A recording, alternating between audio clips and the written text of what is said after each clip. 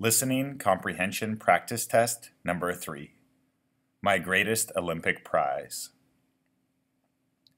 Jesse Owens amazed the world by winning 4 gold medals at the 1936 Olympic Games in the 100 and 200 meter dashes, the broad jump, and the 400 meter relay. This piece, in which he describes his experience, was originally published in October 1960.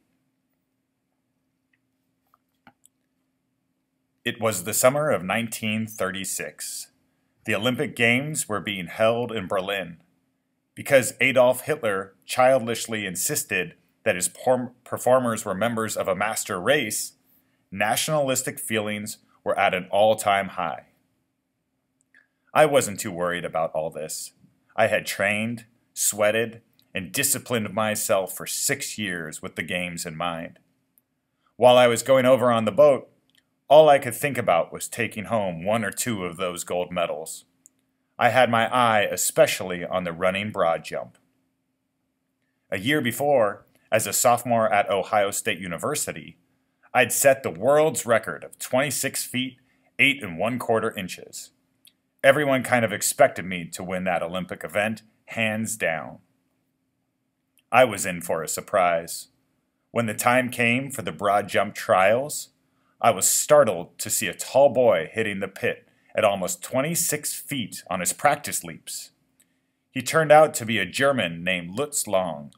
I was told that Hitler had kept him under wraps, evidently hoping to win the jump with him. I guessed that if Long won, it would add some new support to the Nazis' Aryan superiority theory. After all, I am black. A little hot under the collar about Hitler's ways, I determined to go out there and really show der Führer and his master race who was superior and who wasn't. An angry athlete is an athlete who will make mistakes, as any coach will tell you. I was no exception. On the first of my 3 qualifying jumps, I leaped from several inches beyond the takeoff board for a foul. On the second jump, I fouled even worse. Did I come 3,000 miles for this? I thought bitterly, to foul out of the trials and make a fool of myself? Walking a few yards from the pit, I kicked at the dirt. Suddenly, I felt a hand on my shoulder. I turned to look into the friendly blue eyes of the tall German broad jumper. He had easily qualified for the finals on his first attempt.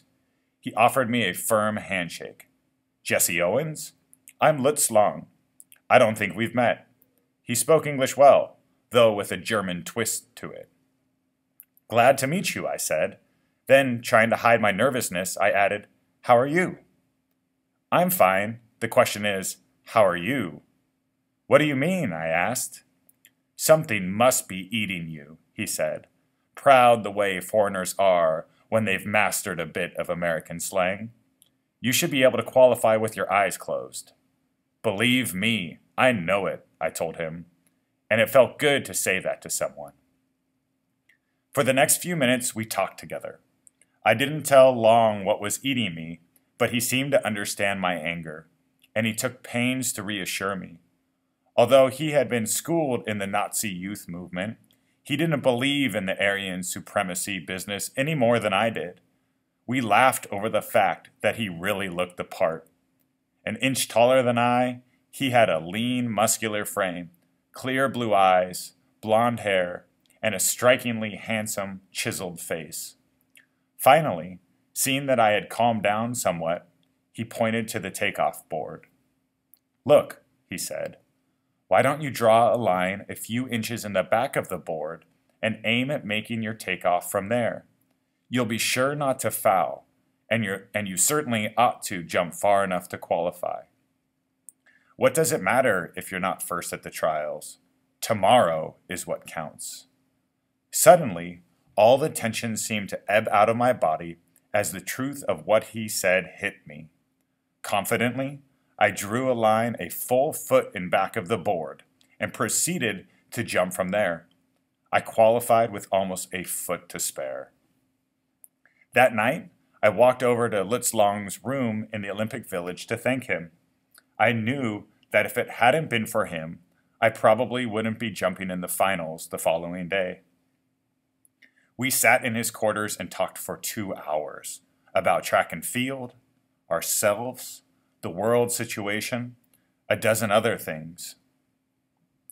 When I finally got up to leave, we both knew that a real friendship had been formed. Lutz would go out to the field the next day trying to beat me if he could, but I knew that he wanted me to do my best, even if that meant my winning. As it turned out, Lutz broke his own past record.